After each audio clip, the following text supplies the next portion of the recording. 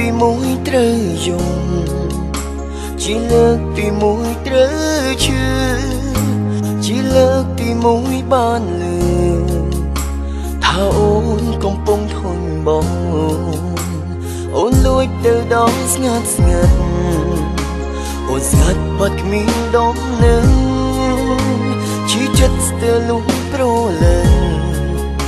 សង្ស័យមានគេចាំអូនពេលគ្មានអូនមកចង់ឈួលួចសងងំយំម្នាក់ឯងធ្លាប់មានសង្សារប្រឡាយតែពេលនេះអូនចេញបានពេលគ្មានអូនមកលប់លប់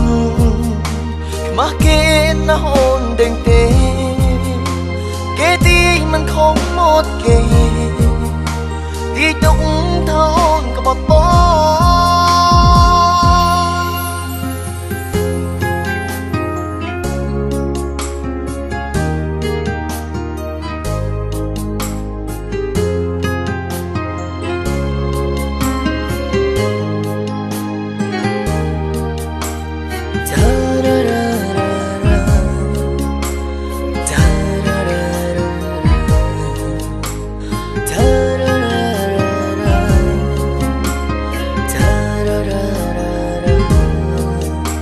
ជាលើកទីមួយត្រូវយំ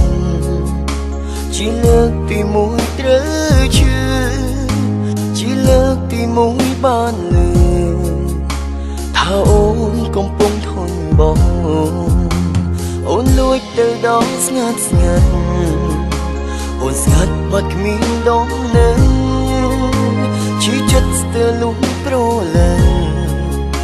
សង្ស័យមានគេចាំអូនពេលគ្មានអូនមកចង់ឈួ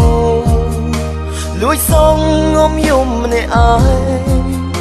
ធ្លាប់មានសង្សារប្រឡាយតែពេលនេះអូនចេញបានពេលគ្មានអូនមកលប់លប់ខ្មាស់គេណាអូនដេញទេគេទីមិនខំមកគេទីទុកថាអូនក្បត់បងពេលគ្មានអូនមកចង់ឈួលួចសងងំយំម្នាក់ឯងធ្លាប់មានសង្សារប្រឡាយតែពេលនេះអូនចេញបានពេលគ្មានអូនមកលប់លប់ខ្មាស់គេណាអូនដេញទេគេទីមិនខំមកគេទីទុកថាអូនក្បត់បង